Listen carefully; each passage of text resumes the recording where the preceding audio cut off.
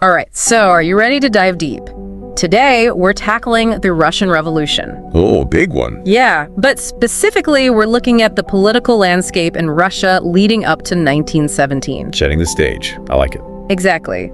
And, you sent over those excerpts from John Reed's book, 10 Days That Shook the World. Yes. A classic. A first-hand account right in the thick of it. Should be fascinating. It really seems like it's going to give us some incredible insights. I'm really excited to dig into it with you. I think you'll find it's a lot more complex than a lot of people think. It wasn't just, proletariat versus the bourgeoisie. Yeah, I was just thinking that. I mean, it seems like there were so many different groups involved. It really was. More like a tangled web than a straight line. Each faction had its own agenda, its own ideology. Yeah, and one thing that jumped out at me just reading those excerpts was how John Reed quotes this description of the Russian working class as being really literate and politically engaged. Like, this wasn't just a bunch of, mindless peasants revolting. Oh, absolutely not. He actually quotes William English Walling, who was really struck by that. He felt the Russian working class was primed for revolution for a number of reasons. They'd been through years of unrest.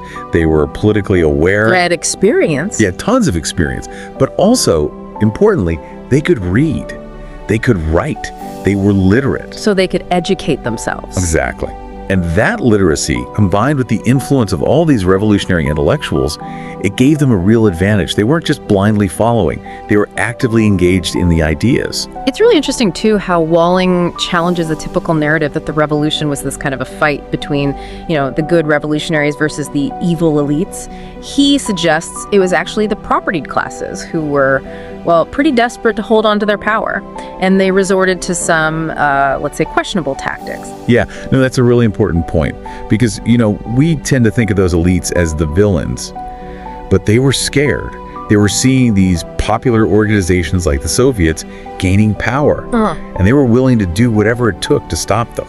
So it wasn't necessarily all black and white? No, not at all. There was a lot of gray area. And, Walling even suggests that some of them were disrupting transportation, provoking conflicts, even condoning military defeat just to maintain their grip. Wow. Yeah, it was a high-stakes game. Okay, so high stakes, lots of gray areas, and a lot of different groups fighting for control. Oh yeah, tons of them. Can we try to break down some of the key players here? I'm already getting lost in the names. Well, let's start with a group that often gets overlooked. A group John Reed calls the group of public men. These were the big guys, wealthy industrialists, the bankers. The elite. Yeah. They understood that brute force alone wasn't going to stop a revolution, so they favored economic sabotage instead. Oh, interesting. Cripple the country, make the revolutionaries look incompetent. Well, at least they thought so. Make the revolution fail. Right. And the thought was the people would come crawling back, begging for the old order. Figures like Rodzianko and Shulgin, they were seen as the intellectual leaders of this group. Okay. And then you have more typical members like Lyanozov and Konovalov. Right. So more of a behind-the-scenes approach. Exactly. A more subtle way to try and maintain power. Now, of course, we can't talk about the Russian Revolution without talking about the Mensheviks. But, even within their ranks, there were huge disagreements. Yeah, I was reading about that. It wasn't just one unified group. You had the Menshevik Internationalists, for example. Led by Martov and... Martinov, yeah. Martinov. Okay. And what's interesting about them is they opposed any coalitions with the propertied classes. So already a point of contention. A big one. It put them at odds with a lot of the other Mensheviks, but they also disagreed with the Bolsheviks' idea of a dictatorship of the proletariat. Right, so they were kind of caught in the middle. Exactly. Stuck in this ideological no man's land. They believed in a democratic path to socialism, which made them suspicious of both the elites and the more radical revolutionaries. Not an easy position to be in. Not at all. So then, of course, you have the big guys. The Bolsheviks. The ones who ultimately seize power. The ones everyone remembers. Led by, Lenin. Yeah. And Trotsky. Of course. The dynamic duo. Right. The Bolsheviks, who later became the Communist Party, they had a much more, let's say, radical vision. Immediate action. Overthrow the government. Yeah. Pave the way for a socialist state. No messing around. No messing around. And they really appealed to the urban working class. The people who were really feeling the effects of...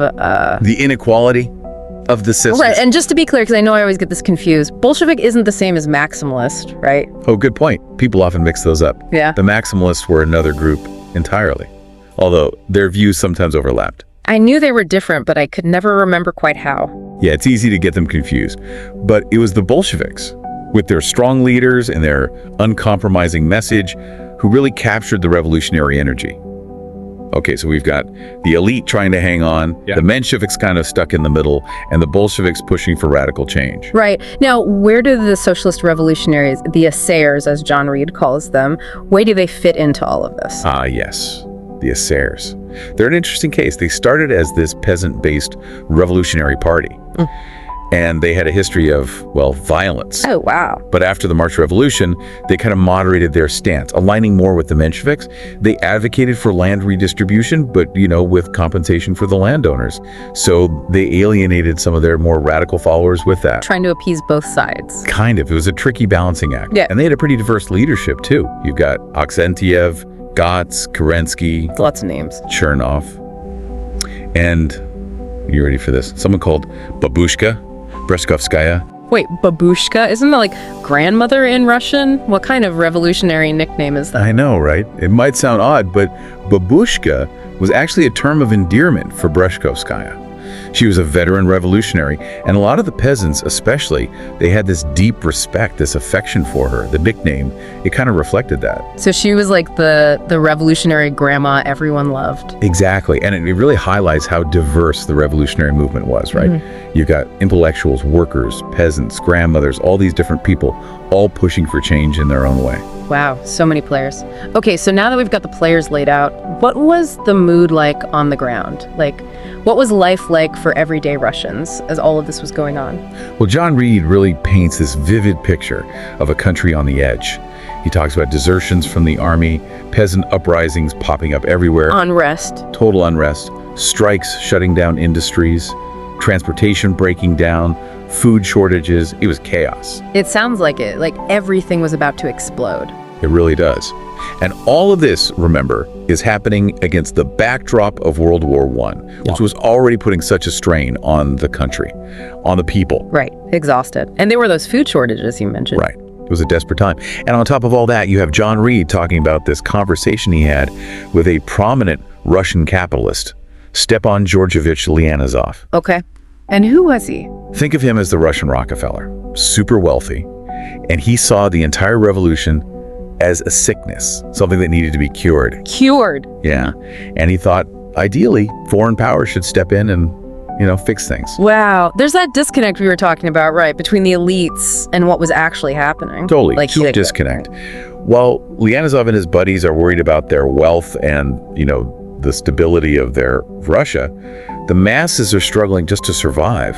Rising cost of living, the war, the need for land reform. These were the things driving the revolution, not some abstract political ideology. So these real material conditions were pushing people towards revolution. Exactly. And it starts to feel like revolution was almost inevitable at that point. People were desperate for change. They were willing to fight for it. It makes sense. And speaking of fighting, the Soviets start to play a bigger and bigger role in all of this. What were they up to? Well, the Soviets, those councils made up of workers, soldiers, peasants, they were gaining a lot of power, especially as the provisional government faltered. Right. They weren't exactly inspiring confidence. Not really. Yeah. And the Soviets were demanding what the people wanted. Peace, land reform, worker control of factories. Their demands, they resonated with everyone who felt exploited, everyone who felt ignored. Yeah, I bet. Absolutely. And, John Reed, he talks about going to this massive popular meeting where soldiers are giving these passionate speeches. They're demanding peace, land, control over their own labor. It must have been electrifying. It sounds incredible. Just all that energy in one place. Exactly. And these meetings, they were kind of a microcosm of this revolutionary fervor that was sweeping the nation. The soldiers especially. They were tired of war. They were disillusioned with the government. They'd had enough. More than enough. Yeah. And they were ready to embrace the Bolsheviks' message of peace and social justice. Right. It's a powerful message, especially when you're living through that kind of hardship. But I imagine not everyone was on board with the idea of peace, right? With the war still going on. Of course not. The conservative press, for instance, they saw any talk of peace as a betrayal. And they really criticized Skobliev's peace mission. Right. They thought he was weak. The Bolsheviks, on the other hand, they went after the Mensheviks and the socialist revolutionaries for, well, for trying to compromise at all. They thought that was a betrayal. Exactly. They thought it went against the true goals of the revolution. So a lot of tension, a lot of disagreement, even within the revolutionary movement itself. And all of this is happening. And then you've got this other group lurking in the background, the Cossacks. What was their role in this? The Cossacks. They were a wild card. How so? Well, they were a powerful military force with a long history of independence. And their relationship with the Russian government was, let's say, complicated. So they could have gone either way. Exactly. Yeah. And their presence just added another layer of uncertainty to this already volatile situation. They were a force to be reckoned with. It sounds like it. Okay, so we've got this powder keg of social unrest, a tangled web of political factions, and now the Cossacks enter the scene. Russia's on the verge of something big. And what I'm really curious about now is how the Bolsheviks actually managed to seize power. Was it this spontaneous uprising, or was there a more calculated strategy at play? That is a great question, and I think you'll be surprised by what we find out. Well, I think the truth is somewhere in between. The Bolshevik insurrection, it was a meticulously planned operation, Yeah. but they also capitalized on this sense of chaos and momentum that was already in the air. Okay, so a little bit of both. Yeah, you could say that. And the formation of the Military Revolutionary Committee was key. This became like their operational headquarters, Their command center? Exactly. So they weren't just a bunch of, hot-headed revolutionaries storming the palace. They understood that taking control of these key institutions was crucial. Makes sense. Telegraph, telephone exchange, bridges. They systematically went after all of those. So they could control the flow of information. Exactly.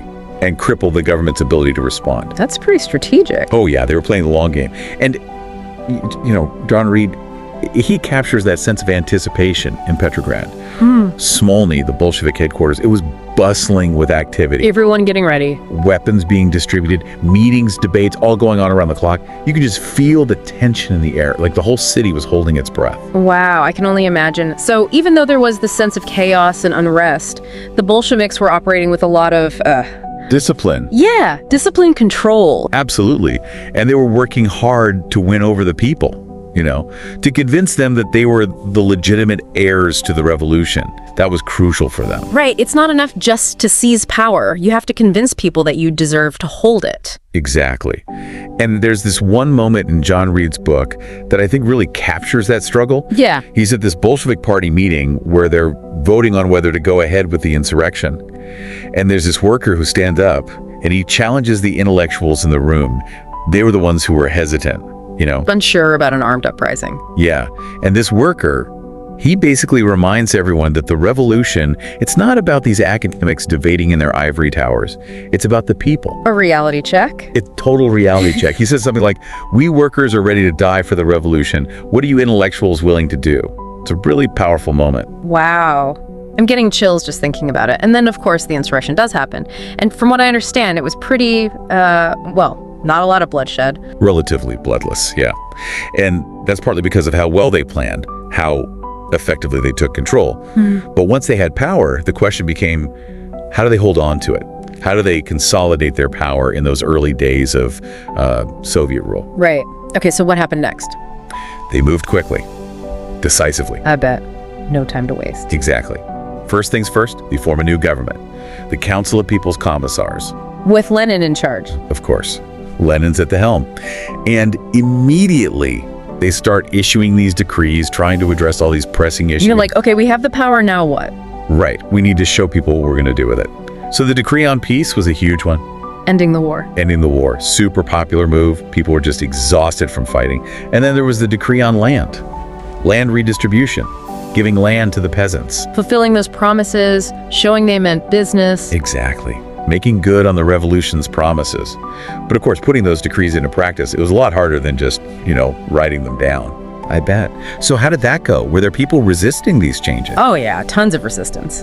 From all sides. Remnants of the old regime, probably. Yeah. political opponents. Yeah. And even some people within their own ranks weren't entirely happy with how things were going. Remember, Russia was a huge country with all these entrenched power structures. Overturning that, it wasn't going to be easy. Right, it was a whole new way of doing things. And even John Reed, who was pretty sympathetic to the Bolsheviks, he describes this moment where he's trying to visit the Winter Palace after the takeover, and he has this tense encounter with the Red Guards. Oh, yeah. Even he was subject to their suspicion, you know. It sounds like things were pretty paranoid in those early days. Oh, yeah. It was a crazy time.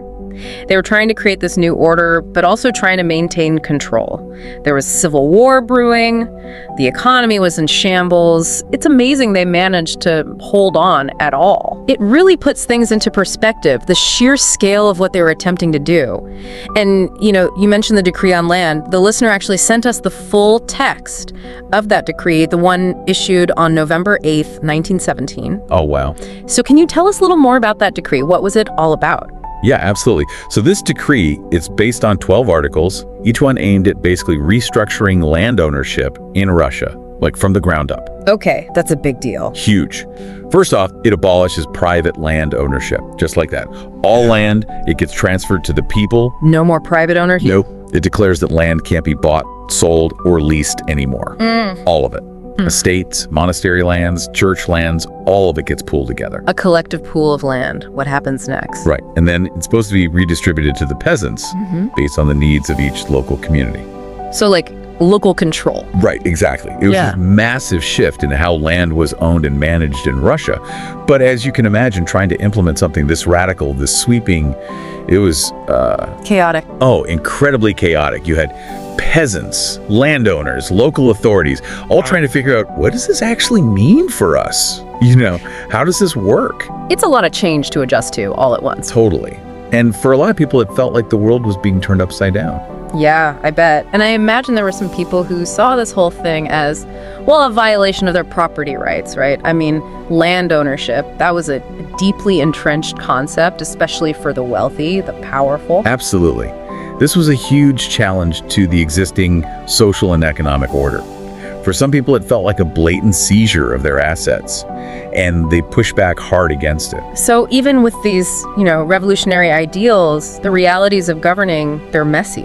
Extremely messy. It's one thing to declare a revolution, it's a whole other thing to actually implement those changes, And the Bolsheviks, they were learning that the hard way. It's a good reminder that change, even when it's for the better, it's never easy. No, it's not.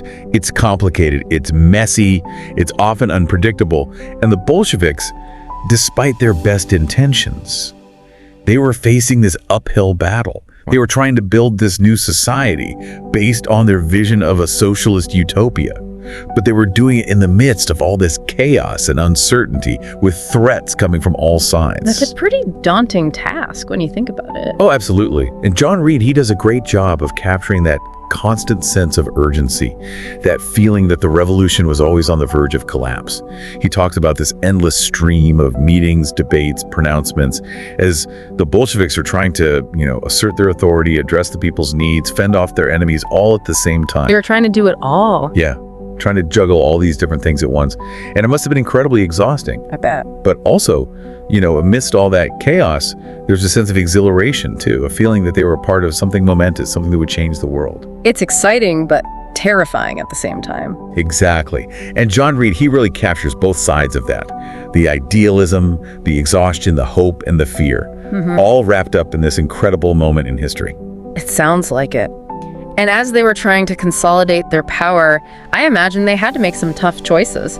Choices that maybe even went against some of those revolutionary ideals they were fighting for. Oh, yeah. All the time. I mean, how do you balance those ideals with the realities of governing? It's the ultimate question, isn't it? And one that probably doesn't have an easy answer. No, it doesn't. Yeah. The realities of governing, they often force you to compromise, And the Bolsheviks, they were learning that. They were finding out that building a new world is a lot harder than tearing down the old one. Yeah, you can't just smash everything and expect something perfect to emerge from the rebels. Exactly. And John Reed actually has this really funny anecdote about this. The Bolsheviks, they're all full of revolutionary zeal, right? And they burst into the state bank expecting to find millions of rubles. A jackpot. Right. But the vault's empty. Oh. It's a perfect little story because it captures both their boldness, but also their naivete. They're determined to seize the levers of power, but they have no idea how to actually run a country. It makes you wonder if they ever had a moment of doubt, you know? Like, are we actually up to this? I'm sure they did. Governing is messy business, especially after a revolution. There were strikes by government employees, officials sabotaging things, destroying financial records. I was trying to make it harder. Yeah. And then you have the constant threat of counter-revolution. Because Kerensky and his supporters, they didn't just disappear, you know? Right, they were regrouping. Exactly. They were out there gathering forces, plotting their comeback. Civil war was a real possibility. So the Bolsheviks are fighting on multiple fronts, trying to consolidate their power while also fending off their enemies. But that's a lot to deal with. Oh yeah. John Reed really captures that chaotic atmosphere. All the confusion, the conflicting reports, the political maneuvering. It must have been impossible to know who to trust, what to believe. I can only imagine. It was a society in flux. Yeah. You know, the old order was gone, but the new one was still being formed. It was a time of immense possibility, but also immense peril. Yeah. Every day brought new challenges, new twists and turns. And amidst all of that, the Bolsheviks are trying to govern, trying to implement their agenda, build this new kind of state. It seems impossible almost. It was a monumental task, and they made mistakes.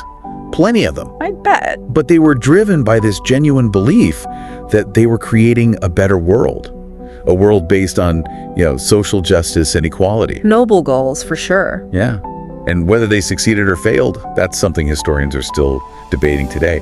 But what's undeniable is, the sheer audacity of their vision and the passion with which they pursued it. Yeah, that comes across really strongly in John Reed's book. The energy, the enthusiasm of these revolutionaries. They were willing to risk everything, their lives even, for their cause. Absolutely. That sense of idealism and commitment, it's palpable. They truly believed they were making history, and they were prepared to sacrifice everything for it.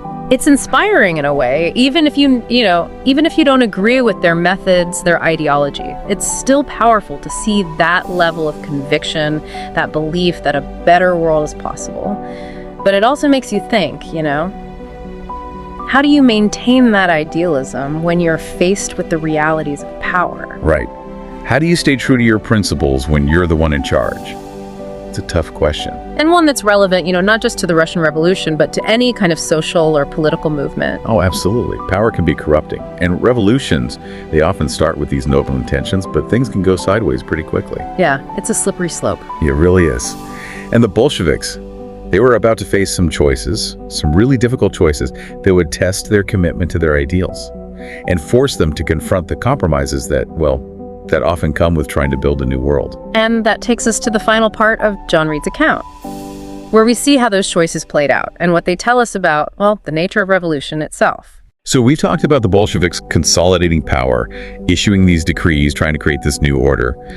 But one thing that keeps coming up is this tension, right? This tension between their revolutionary ideals and the realities of governing. Right. It seems like they had to make some compromises along the way. Oh yeah, absolutely. And nowhere is that tension more apparent than with the whole issue of the Constituent Assembly. Right, the Assembly, because they were all for it initially, weren't they? Yeah. It was supposed to be this democratically elected body, the one that would decide the future of Russia. But as the Bolsheviks gained more power, they started to get, a little nervous about it. What were they worried about? They were afraid it would be dominated by their opponents, mainly the socialist revolutionaries, the SRs. Right. And if the SRs had control? Exactly. It could jeopardize everything they'd been working for. And then, to make matters worse, the election results came in, and guess what? The SRs won. The SRs were the biggest party. So the Bolsheviks, they're in this real bind. Yeah. Damned if you do, damned if you don't. Totally. Yeah. On the one hand, they have this commitment to democracy, right? But on the other, they're afraid of losing everything they've fought for. It's easy to see how they felt backed into a corner. So what did they do?